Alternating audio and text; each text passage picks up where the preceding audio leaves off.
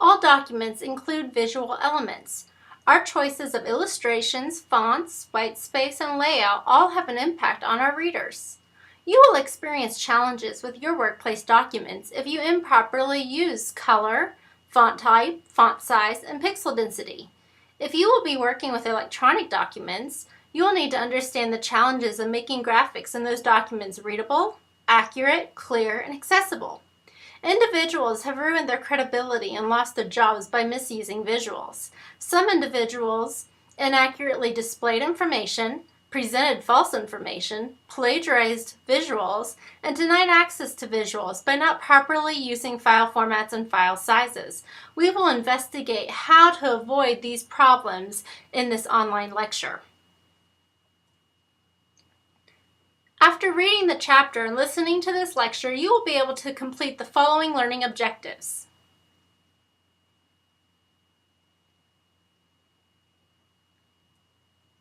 Visual rhetoric refers to the way visuals communicate meaning to readers. Visual rhetoric creates questions about the kinds of visuals you should use in your documents, what those visuals should look like, where should you place those visuals in the document, and how will the text of your document interact with the visuals. It's important that your visuals complement your text and not simply just repeat the message. Several websites offer excellent quality photographs for your technical documents and presentations. Note, they are not library-related databases. You must pay for many of these images. I recommend iStock Photo, Dreamtimes, Shutterstock, or Fotolia as resources if you cannot find images through free databases, ClipArt in Microsoft Word or Office, or through some of the free databases. Several websites offer excellent quality photographs for free. Some of these include Morguefile, Stock Exchange, Flickr Creative, and Free Photo.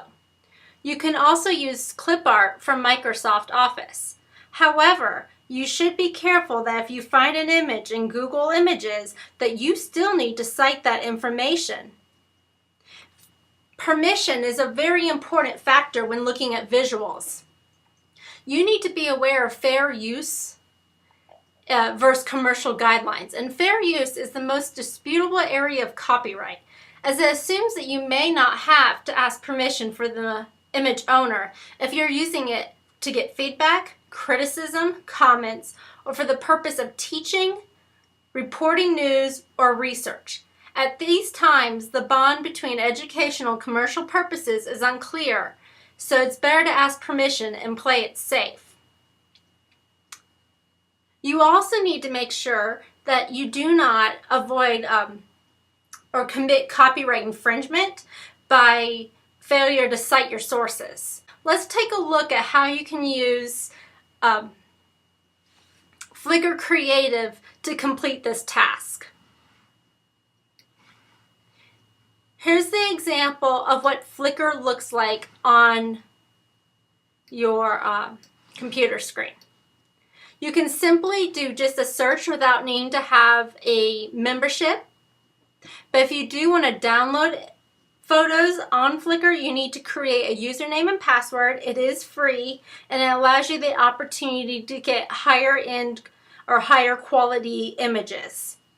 For example, let's say you have to write a set of instructions for how to change your oil. Let's see if we can find an image that would represent that task.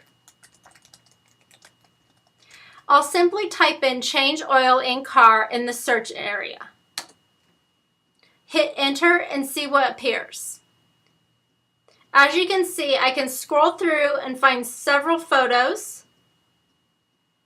And when there's one that I think would be appropriate for the set of instructions, I'll click on it and read the guidelines for how I can use that image. Let's look at this picture here. We will see that this picture is titled Oil Change Shirts. And when we scroll down, We know that the author is Allison Smith. The photo was taken August 6, 2013, and that all rights are reserved. This means that you must contact the individual in Flickr asking permission to use that photo.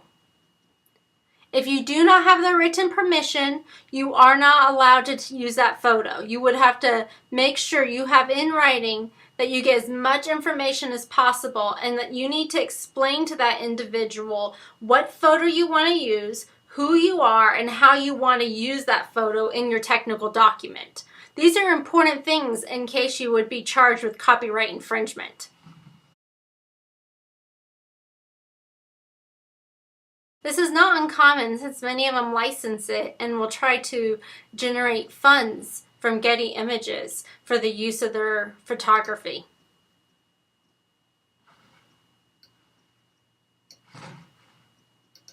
Now, I do suggest that you think about changing your search terms, because sometimes just a simple thing like changing car oil can have other pictures appear, such as this one right here. Alex change oil. And if you scroll down, you'll notice that only some rights are reserved. And when you click on it, the only thing you need to do is make sure that you attribute the work in a manner specified by the author or the licensor, and that if you happen to alter, transform, or build on this work, that you can distribute it only using the same license as the original author. Not only do you need to worry about permission and citations, you might also think about creating your own visuals rather than using others. So before you make your own visuals, you must understand file type, color type, file size, and pixel density. This logo on your left-hand side is a vector graphic made with a series of paths made from points, lines, and shapes. You'll see here it has 2 points, 1, 2, and then 2 lines that connect those points. Vector graphics are crisper, clearer looking visuals that cannot pixelate. Now, your textbook uses the term bitmap, which is also referred to as a raster graphic by graphic designers.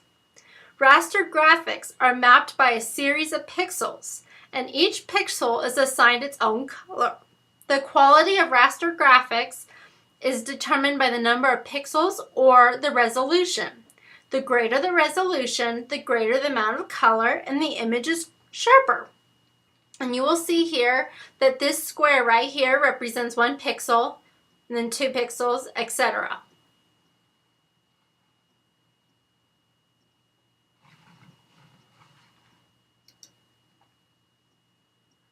Now, good graphic designers refer to color type as mode. Print documents use CMYK colors, which are cyan, magenta, yellow, and black. Each pixel is assigned a percentage value for each of the inks. The lightest or highlight colors have smaller percentages of process ink colors. The darker or shadow colors have higher percentages. RGB mode is used for electronic visuals.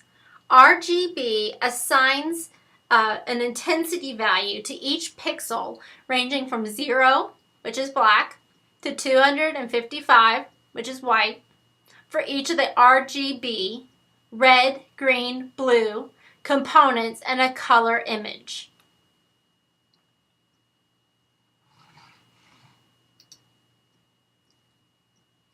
Access is concerned with file format and file size. Web pages that contain multiple high-resolution visuals may be too large for computers with low bandwidth connections to download efficiently.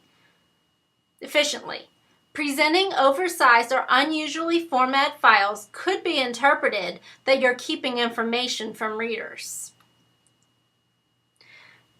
Let's talk a little bit about how you can choose the proper file format for your documents.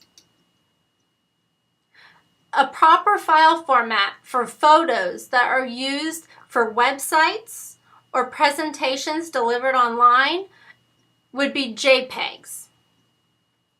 When you want to use a photo for a print document like a magazine, brochure, newsletter, or postcard, you should use a TIFF file.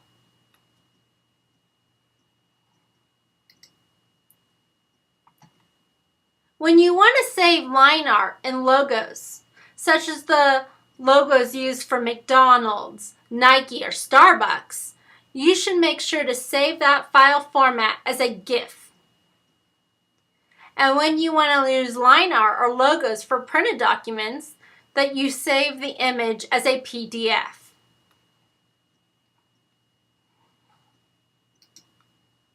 Now, how many of you have taken an image from the internet and copied it into a print document? What did that image look like? Was it clear, easy to read, or did it turn out to be pixelated? When you get an image that's pixelated because you've downloaded it from the internet, this problem is concerned with visual clarity. Make sure that you avoid this problem by paying attention to the file size, the readability, and the resolution of the picture. Let's spend a little bit of time talking about the difference of resolution for print documents and online documents. When you want to save a print visual, such as a line graph, a photograph, or line art for use on the internet, it should be saved at 72 ppi, pixels per inch. This is much smaller than the resolution you need for printed documents. When you want photos or other images used for the magazines, the brochures, postcards, books, textbooks, or flyers, you should use a resolution of 300 ppi. Why is it important that online visuals have a smaller resolution? Well, most computers can project pixel density no greater than 100 dpi or 100 ppi. So a higher resolution cannot improve what viewers actually see because the quality is limited by monitorability. Also, web pages that contain multiple high-resolution visuals may be too large for computers with the low bandwidth connections to download efficiently. Now let's take a moment to look at some of the ethical concerns with visuals and look at specific examples of why these are ethical concerns. This photo here was published in the Los Angeles Times in March 2013. The photographer was fired from the Los Angeles Times for manipulating this image. He actually took two separate photos and combined the images and created a caption that misled readers about the incident. As you can see, he used the soldier from this picture for this published photo, and then the photo or image of this man running with a baby in this image. Not acknowledging changes can have serious repercussions for your employment, and you can mislead your readers. Now, what is this ethical concern? We're concerned about accuracy. This particular headline said that Clinton arrives in Chile with pledge of aid. And the photo caption read that Hillary Rodham Clinton and Chilean President Michelle Bachelet. Well, it's very clear that this photo above the caption does not match the text. Be sure that your caption and photo complement each other. You need to evaluate your images and captions during the review phase of the problem-solving approach in technical writing. This image is a concern about misrepresentation. A company advertised a swimming pool with an alligator and shooting water from a volcano and then lots of space for children to sit in and be able to enjoy the water. And look what the actual image looks like. The alligator is deflated, no water shoots out of the volcano, and it's a much smaller size of pool. Now, consumers complained that the product that they bought did not represent or was not represented accurately by the image. The company was found guilty of doing this and admitted that they enhanced the image to entice people to buy the product. We need to make sure we consider image quality and that the image truly represents the product that we are writing about in our technical documents. This is an ethical concern and represents obfuscation. Many times graphics can misrepresent the truth. And the primary problem with this graph is that it visually misrepresents the truth. The graph misleads the readers by manipulating the data in two ways. The first way involves the use of a non-zero baseline. You will see here that the baseline starts at 160. If you look at the vertical axis, you will notice that it does not start at 0. By starting the scale above 0, the relative differences in the values represented by these bars have been exaggerated.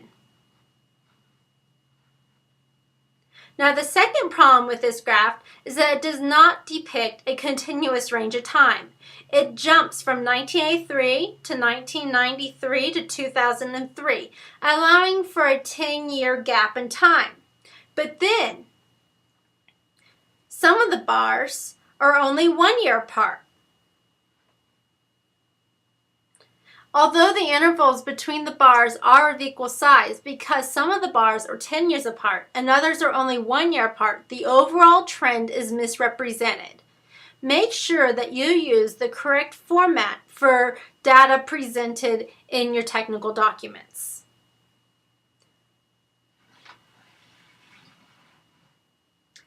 And then lastly, I'm going to share with you an ethical concern done by Newsweek editors. And Newsweek editors chose to use this photo in the Tampa Bay Times.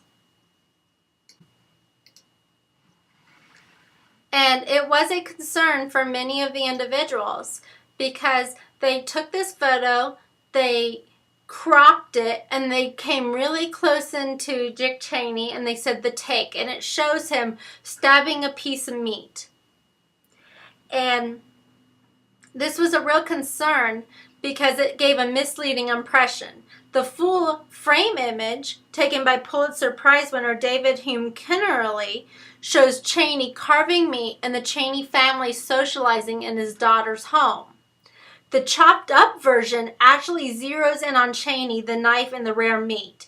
And a Cheney quote, "I am," accompanies the picture. In response to his question on a Fox News Sunday show asking if Cheney was okay with CIA interrogators going beyond legal authorization. When it was edited, it gives a very different context to the picture and could perhaps mislead readers in their thinking about Cheney and what he has to say.